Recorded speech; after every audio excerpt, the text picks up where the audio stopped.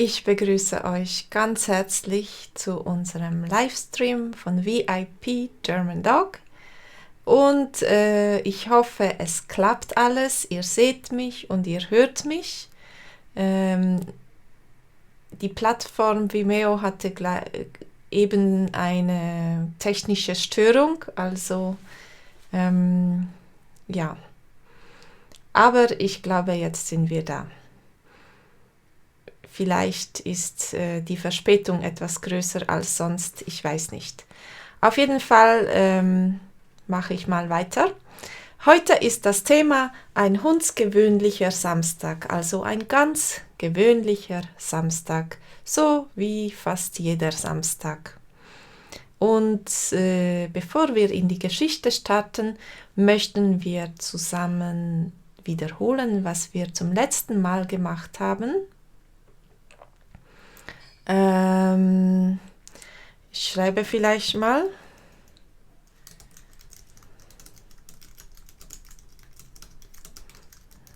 Wenn im Falle, dass das andere nicht funktioniert. Also, wir hatten die Geschichte von Rahel und Sebastian, die in den Zoo gegangen sind mit dem Tram. Und die Frage war, which tram goes to the zoo? Das war die erste Frage zum Übersetzen. Dann, we'll only go to one shop, agreed?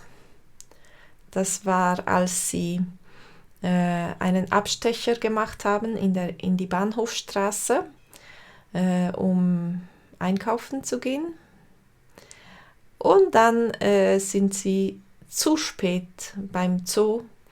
Und sie sagen, that's not worth it. That's not worth it. Diese drei Fragen wollen wir, oder diese drei Sätze wollen wir übersetzen. Der erste heißt, which tram goes to the zoo? Which tram goes to the zoo? Also, welches Tram fährt in den Zoo? Oder zum Zoo, wie ihr wollt. Welches Tram fährt zum Zoo? We'll only go to one shop, agreed? Ist auf Deutsch. Wir gehen nur in ein Geschäft, abgemacht? Nur in ein Geschäft. That's not worth it. Das heißt auf Deutsch, das bringt's nicht oder das lohnt sich nicht. Das lohnt sich nicht. Das bringt's nicht ist etwas mehr Slang vielleicht. Ja. Und vielleicht schweizerischer. Also, wir beginnen unsere Geschichte, die Geschichte von Sandra. Es ist ein wunderschöner, hundsgewöhnlicher Samstag. Ein ganz gewöhnlicher Samstag. Sandra hat frei. Viele Leute haben frei am Samstag. Hast du am Samstag auch frei oder musst du manchmal arbeiten? Ich muss manchmal am Samstag arbeiten, wenn ich nicht fertig werde mit meiner Arbeit unter der Woche. Dann muss ich am Samstagmorgen noch arbeiten. Aber ich mag es, wenn ich am Samstag frei habe. Oder Zeit für anderes. Sie hat keinen Stress, keine Chefin, nur Zeit für sich. Außer, dass sie muss in die Stadt gehen muss und einkaufen muss und noch ein paar Sachen machen muss. Nebst dem hat sie Zeit für sich. Also, das ist immer schön, wenn man Zeit für sich hat. Oder Zeit für Freunde. Da kann man abmachen mit Freunden. Aber sie muss noch ein paar Dinge erledigen. Sie muss etwas machen. Wenn du eine To-Do-Liste hast, dann musst du die Sachen alle erledigen, die auf der To-Do-Liste sind. Sie muss noch ein paar Dinge erledigen. Zum Beispiel, sie muss auf die Post gehen. Sie muss zur Post gehen. Hier seht ihr sie auf der Post. mit einem Paket. Das Paket möchte sie aufgeben.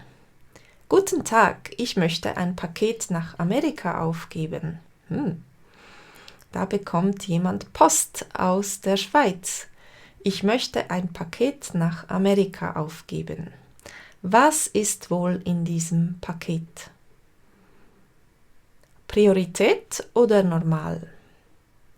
Möchten Sie das schicken, dass das schnell dort ist? Oder manchmal, wenn man so über See etwas schickt, ist die Reise ziemlich lange. Also Priorität ist ein bisschen schneller. Aber ich denke, es geht dennoch vielleicht eine Woche oder so. Ich weiß es nicht genau. So schnell wie möglich. So schnell wie möglich. Sandra ist wie ich. Sie schickt alles immer erst in letzter Minute. Es ist ein Geburtstagsgeschenk. Mein Bruder hat zum Beispiel am Freitag Geburtstag. Wenn ich ihm noch etwas schicken will, dann muss ich das morgen senden. Sonst bin ich zu spät dran. Es ist ein Geburtstagsgeschenk. Hier müssen Sie noch das Formular für die Zolldeklaration ausfüllen. Ja, natürlich. In den USA gibt es jetzt immer höhere Zölle. Man muss aufpassen, ja. Hier müssen Sie noch das Formular für die Deklaration, die Zolldeklaration ausfüllen. Ich hoffe, Sie muss nicht zu viel Zoll bezahlen. Eine Zolldeklaration? Naja. Ja, das sind ganz gewöhnliche Prozeduren, ganz normal.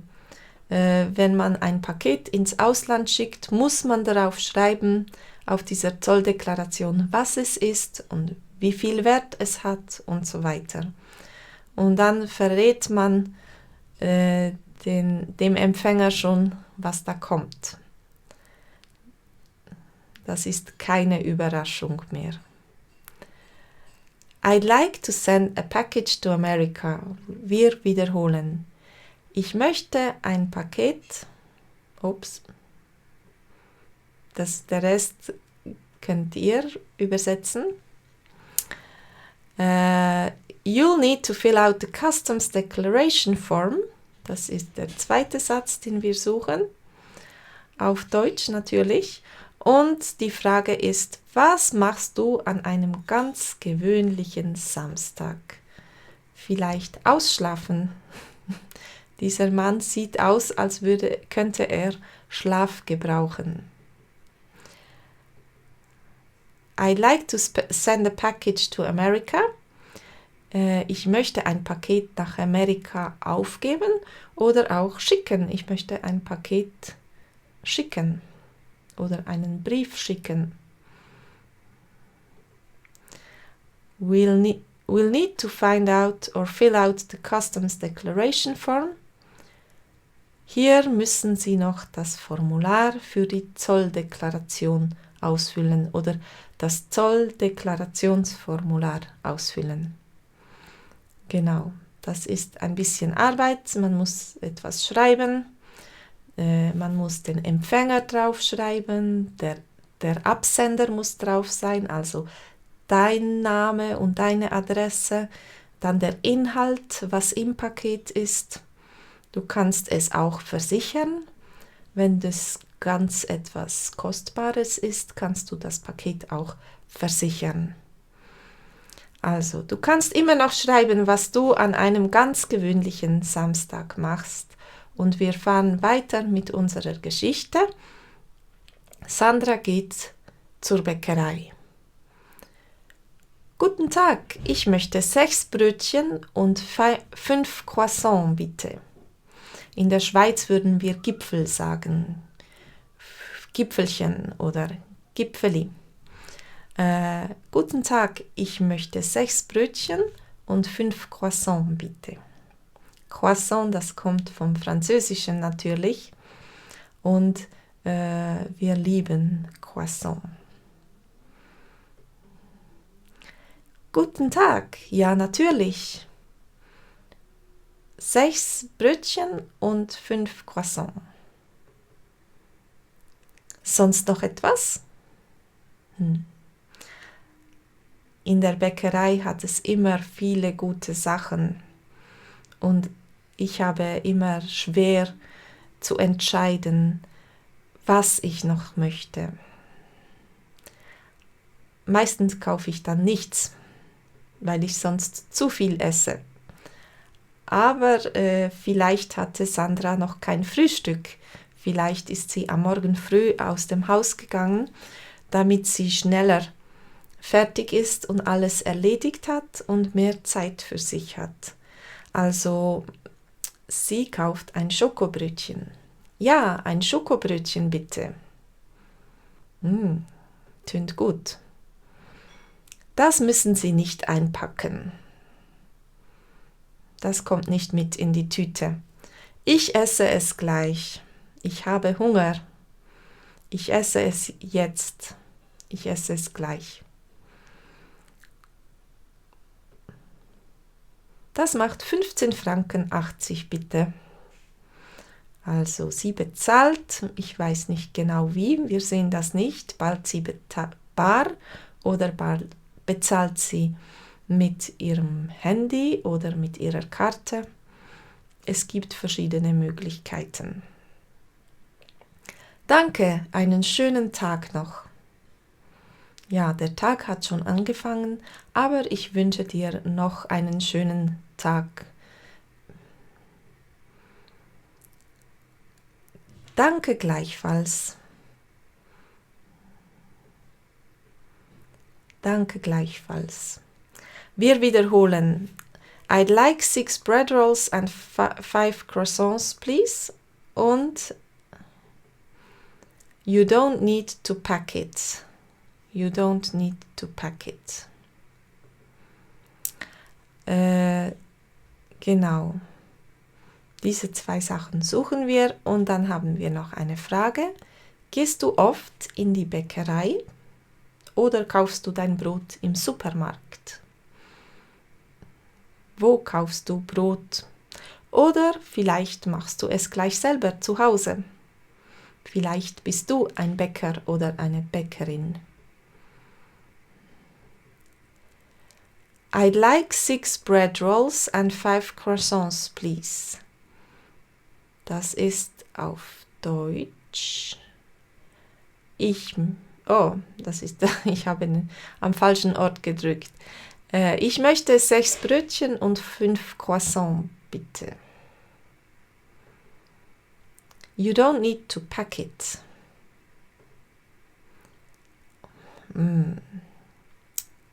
Okay, ich bin heute ein bisschen durcheinander. Das müssen Sie nicht einpacken. Das brauchen Sie nicht einzupacken. Ja, sie hat Hunger. Und du kannst immer noch schreiben, ob du oft in die Bäckerei gehst. Wir machen weiter mit dem nächsten Teil.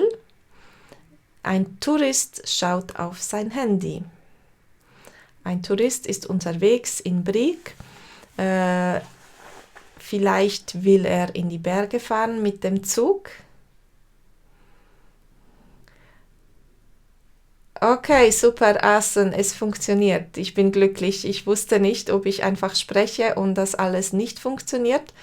Aber das ist schön, wenn du da bist und mich siehst.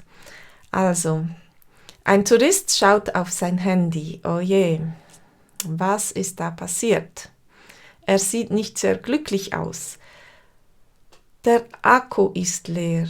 Oh je, der Akku ist leer. Zum Glück ist es nichts Schlimmeres. Zum Glück ist es nicht kaputt. Es hätte auch kaputt gehen können, wenn es zum Beispiel runterfällt oder so. Aber es ist nur der Akku. Den kann man wieder aufladen. Aber natürlich ist das ein Problem, wenn man unterwegs ist und alles auf seinem Handy hat. Die Tickets, die Google Maps und so weiter. Entschuldigung, also er braucht Hilfe. Entschuldigung, Wissen Sie, wo der Bahnhof ist? Ich suche den Bahnhof. Wo ist er? Ja, geradeaus und dann beim Kreisverkehr links. Ja, dort ist der Bahnhof. Das ist ein Kinderspiel. Sandra ist in Brig zu Hause. Sie weiß, wo der Bahnhof ist. Das ist kein Problem. Vielen Dank für Ihre Hilfe. Super. Ja, man kann auch ohne Handy leben. Kein Problem. Hauptsache, man kann andere fragen. Man kann andere um Hilfe fragen. Kein Problem. Das ist doch selbstverständlich. Das ist doch normal. Wir müssen alle einander helfen. Einmal habe ich ein Problem, einmal hat jemand anders ein Problem und wir helfen uns gegenseitig. Das ist doch selbstverständlich. Auf Wiedersehen. Gute Reise. Auf Wiedersehen. Oh, das ist falsch geschrieben. Auf Wiedersehen. Das sind 2 Buchstaben weg. Oder 3. Die sind verschwunden irgendwie. Also, gute Reise. Auf Wiedersehen. Wir wiederholen. The battery is dead. The battery is dead. Oder safe travels. Goodbye. Diese 2 Sätze wollen wir wiederholen und dann eine Frage an euch. Vielleicht könnt ihr mir jetzt die Antworten schreiben. Wann hast du zuletzt jemandem unterwegs helfen können und wie? Wie hast du jemandem helfen können? The battery is dead heißt auf Deutsch natürlich, der Akku ist leer. Man kann auch sagen die Batterie, aber oft sprechen wir vom Akku. Und dann safe travels, gute Reise, genau. Da ist es richtig geschrieben. Auf Wiedersehen. Auf Wiedersehen. Tschüss. Ja, wann hast du zuletzt jemandem unterwegs helfen können? Heute haben nicht so viele Leute Fragen wie früher. Sie wissen alle, wo der Bahnhof ist oder ein Restaurant oder was auch immer. Alle haben ihr Handy dabei. Aber ich habe im Winter einer Frau geholfen. Als es rutschig war, bin ich ein bisschen mit ihr gegangen, damit sie nicht umfällt. Ich habe ihr ein bisschen geholfen. Und was hast du gemacht? Gut, wir kommen zum letzten Teil unserer Geschichte. Da kommt eine berühmte Frau ins Spiel. Also, hallo Sandra, sagt die Passantin. Hallo Sandra. Viola, bist du an einem ganz gewöhnlichen Samstag in Brig? Ist das möglich? Du bist an einem ganz gewöhnlichen Samstag in Brig. Ist das möglich? Sie ist ganz überrascht, Sandra, weil Viola arbeitet in Bern und sie hat immer viel zu tun und sie ist nicht sehr oft in Brig. Ich habe dich hier schon ewig nicht mehr gesehen. Das letzte Mal, als ich dich gesehen habe, warst du im Fernsehen. Das letzte Mal habe ich dich im Fernsehen gesehen. Vielleicht, ich weiß nicht, wisst ihr, um was für eine Viola es hier geht? Eine alte Bekannte von Sandra. Ja, ich war ständig in Bern. In Bern, weil in Bern das Bundeshaus ist und sie ist Politikerin von Beruf. Ja, ich war ständig in Bern. Sie hatte das letzte Jahr sehr viel zu tun, denke ich, weil sie Bundespräsidentin war. Und sie hat die Schweiz vertreten an internationalen Anlässen. Also, wisst ihr, um welche Viola es geht? Aber jetzt ist Schluss. Jetzt ist Schluss. Ich trete zurück. Nach mehr als 30 Jahren in der Politik trete ich jetzt zurück. Oh, komm, du musst mir alles erzählen. Du musst mir alles erzählen. Sandra will alles wissen, was ihre Freundin gemacht hat und wie es ihr geht. Hast du Zeit für einen Kaffee? Warum nicht? Das würde mir jetzt gut tun. Vielleicht ist sie mit dem Zug aus Bern angekommen und sie hat Durst. Warum nicht? Das würde mir jetzt gut tun. Guten Tag, ich hätte gern ein Sandwich und einen Cappuccino. Guten Morgen, ich nehme einen Lachsgipfel und einen Milchkaffee.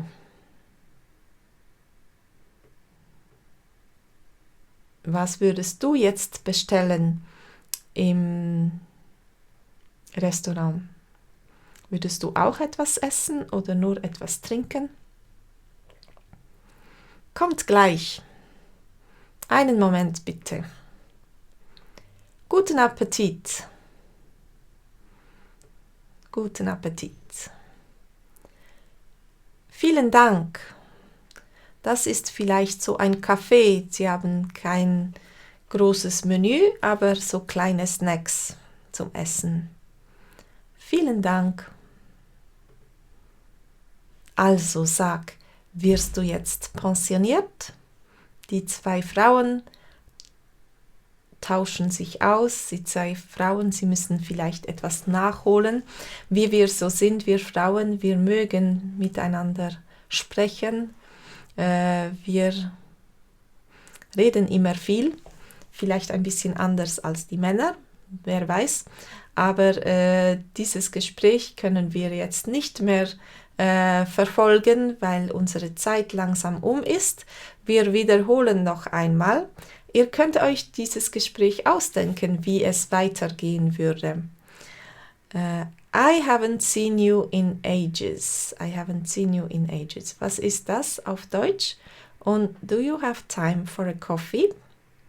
Und meine Frage ist immer noch, was für eine Viola ist das, diese Politikerin aus Bern, die aus Brig kommt eigentlich.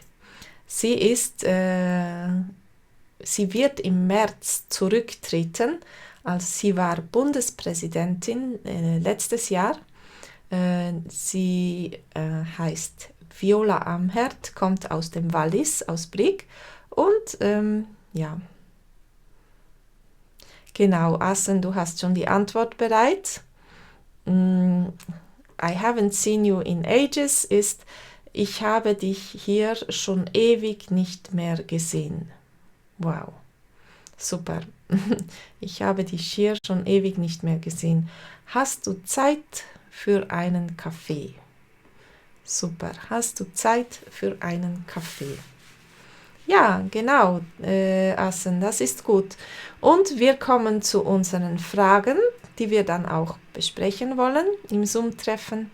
Zum Beispiel, hast du Zeit, um Kontakte zu pflegen mit deinen Freunden, mit deinen alten Freunden, mit deinen neuen Freunden? Diese Jungen, sie haben Zeit, miteinander zu sein, in der Natur zu sein. Magst du einfach hundsgewöhnliche Tage? Magst du hundsgewöhnliche Tage, also Tage, in denen nichts Spezielles passiert? Vielleicht Und das heißt auch, dass nichts Schlechtes passiert.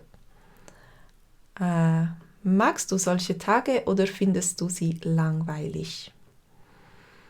Brauchst du die Dienstleistungen der Post? Wofür brauchst du sie? Oder brauchst du andere Dienstleister, also andere Firmen wie DPD oder UPS oder so? Was brauchst du für Dienstleistungsfirmen, wenn du etwas schicken möchtest? Kennst du lokale Politiker? Kennst du Politiker in deiner Stadt? Vielleicht kennst du sie beim Namen, aber vielleicht kennst du sie auch persönlich. Kennst du viele Leute, wenn du in deinem Wohnort unterwegs bist? Auf der Straße grüßt du ab und zu jemanden und sagst Hallo und du kennst ihre Namen, du sprichst ein bisschen mit ihnen. Gibt es das oft, dass du unterwegs jemanden triffst? Da, wo ich wohne, passiert es nicht so viel, aber ich habe doch die Chance, in der Stadt hier und da jemanden zu treffen, den ich kenne. Dann, was würdest du bestellen, wenn du jetzt gerade irgendwo einkehren würdest, also in ein Restaurant oder in ein Café gehen würdest? Was würdest du bestellen? Und wir können vielleicht auch im Zoom-Treffen ein Rollenspiel dazu machen, wenn ihr Lust habt. Das war die letzte Frage für heute. Wir sind etwas früher fertig, aber ich denke, wir gehen gleich auf Zoom, damit wir miteinander sprechen können. Dort sind wir sicher, dass alles funktioniert. Heute gab es am Anfang etwas technische Probleme. Es tut mir leid. Ich war sehr glücklich, dass es überhaupt geklappt hat.